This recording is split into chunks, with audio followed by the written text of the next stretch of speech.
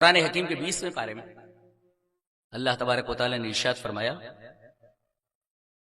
انک لا تسمع الصم الدعاء اذا ولوا مدبرین، اے میرے حبیب آپ مردوں کو نہیں سنا سکتے.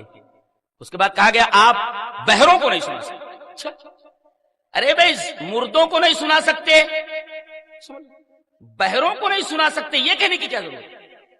بعد میں پتا چلا کہ انک لا تسمع الموتى یہ دعویٰ ہے، اور ولا تسمع الصم الدعاء یہ اس دعوے کی دلیل ہے کہ آپ مردوں کو نہیں سنا سکتے. یہ دعویٰ دلیل تم بہروں کو نہیں سنا سکتے. ایک بہرا ہے بولے اشارات سے وہ باتوں کو سمجھ لیتا ہے. شادی ہوئی، بچے ہیں، چلتا ہے، دکان پہ بیٹھتا ہے، سارے کام کرتا ہے، صرف ایک کام کے علاوہ سن نہیں سکتا. بقیہ سارے کام کرتا ہے.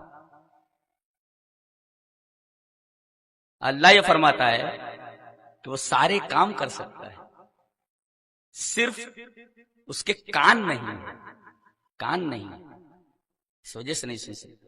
بقیہ سب کچھ چلتا ہے، کھاتا ہے، پیتا ہے. اللہ فرما رہا ہے کان لے لوں تو نہیں سنا سکتے، جان لے لوں تو کیسے سناؤ؟ تو کچھ بھی نہیں ہے، ہاتھ پیر کچھ بھی نہیں چل رہے. تو انک لا تسمع الموتى ولا تسمع الصم الدعاء اذا ولوا مدبرین. اگر کان لے لیا تو نہیں سنا سکتے، جان لے لوں تو کیسے سناؤ گے؟ وہ تو مر گئے، مر گئے. وہ تو چل نہیں سکتے، پھر نہیں سکتے، بول نہیں سکتے. یہاں صرف کان نہیں ہے، بقیہ سب کچھ ہے، اور یہاں تو کچھ بھی نہیں. تو جب تم ایک بہرے کو نہیں سنا سکتے، کان لے لوں تو نہیں سنا سکتے، جان لے لوں تو کیسے سناؤ؟ تو وسیلے کی کیا ضرورت ہے؟ اور ایک حدیث پاک سے اس کی تردید بھی ہو رہی ہے. آئیے وہ حدیث پڑھ لیں. حدیث وعن انس بن مالک رضی اللہ تعالی عنہ ان عمر بن الخطاب رضی اللہ تعالی عنہ كان اذا قحط استسقى بالعباس بن عبد المطلب رضی اللہ تعالی عنہ قال فقال اللهم انا كنا نتوسل اليك بنبينا فتسقينا وانا نتوسل اليك بعم نبينا فاسقينا قال فيسقون رواہ البخاری فی کتاب الاستسقاء. حضرت امام بخاری رحمہ اللہ اس حدیث کو کتاب الاستسقاء کے اندر لائے. راوی حضرت انس بن مالک ہے. وہ فرماتے ہیں کہ جب قحط پڑتا، بارش رک جاتی، تو حضرت عمر ابن خطاب نبی کریم صلی اللہ علیہ وسلم کے چچا محترم، جو مدینہ کے سب سے بزرگ صحابی تھے عباس رضی اللہ تعالی، ان کے پاس آتے اور کہتے چلو دعا کرو بارش کے لیے. حضرت عباس کیا فرماتے؟ اللہم انا کننا نتوسل الیک بنبینا فتسقینا. اے اللہ ہم تیرے نبی کی دعا کے وسیلے سے بارش مانگا کرتے تھے کننا بارش مانگا اور تو بارش دیتا تھا. وَإِنَّا نَتَوَسَّلُ إِلَيْكَ بِعَمِّ نَبِيِّنَا فَأَسْقِنَا.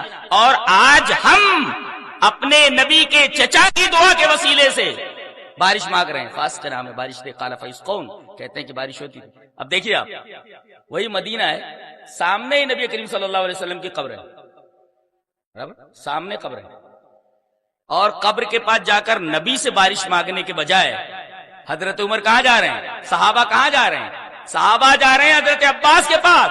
پتہ یہ چلا کہ نبی کتنے ہی سب سے بڑا معظم ہوتا ہے، مقرب بارگاہ الہی ہوتا ہے، جس دنیا سے چلے جانے کے بعد اس تک آواز نہیں پہنچائی جا سکتی. جی اچھا پھر ہم سلام کیوں کرتے ہیں؟ ارے بھی جاتے ہیں تو کہتے ہیں السلام علیک یا رسول اللہ. کہاں سے؟ جب قبر کے پاس سے گزرتے ہیں تو کیا پڑھتے ہیں؟ السلام علیک یا رسول اللہ. بھائی سنتے نہیں ہیں تو سلام کیوں کرتے ہیں؟ اس کا جواب ایک حدیث. ابھی اس حدیث پر رکے رہو، وہ حدیث پڑھ لیتے. حدیث اس طرح وعن ابی ہریرہ رضی اللہ تعالی عنہ قال قال رسول اللہ صلی اللہ علیہ وسلم لا تجعلوا بیوتکم قبورا ولا تجعلوا قبری عیدا وصلوا علی فإن صلاتکم تبلغنی حیث کنتم. رواہ ابو داؤد فی کتاب المناسک.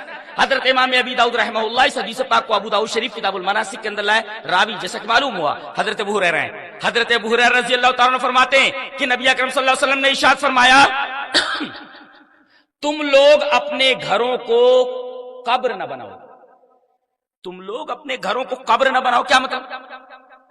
یعنی کوئی مر جائے تو گھر میں قبر بنانا جائز نہیں ہے, اسے قبرستان میں لے جاؤ. ایک مطلب تو یہ کیا, کوئی آدمی مر جائے تو اس کو گھر میں دفن نہیں کیا جا سکتا, اس کو لے جا کر کے مسلمانوں کے قبرستان میں دفن کرو. ایک اور اپنے گھروں کو قبر مت بناؤ کا دوسرا مطلب یہ ہوا کہ جس طریقے سے نماز جنازہ کے علاوہ کوئی اور رکوع سجدے والی نماز قبرستان میں پڑھنا جائز نہیں ہے, حرام ہے, اسی طریقے سے اپنے گھروں کو ایسا مت بناؤ بلکہ مسجد کے علاوہ اپنے گھروں میں بھی نوافل اور سنن پڑھتے رہو. قبرستان مت بناؤ اپنے گھروں کو. ایک مطلب تو یہ جی. اور دوسرا مطلب یہ کہ کوئی آدمی بنے. ایک سوال آیا کہ شیخ میں نے ایک پلاٹ لے لیا ہے, مجھے معلوم نہیں تھا, اب وہ بعد میں پتہ یہ چلا کہ اس پلاٹ کے اندر ہی ایک قبر ہے, میں نے پورے پیسے دے دیے ہیں, اب میں مکان بناؤں تو مکان میرا قبر کے ساتھ بنے گا. ارے بھئی یہ پورا پلاٹ لے لیا ہم نے, پیسے ادا کر دیے, اور اسی پلاٹ میں معلوم ہوا بعد میں اس نے بتایا نہیں کہ قبر ہے, اب کیا کرے گا؟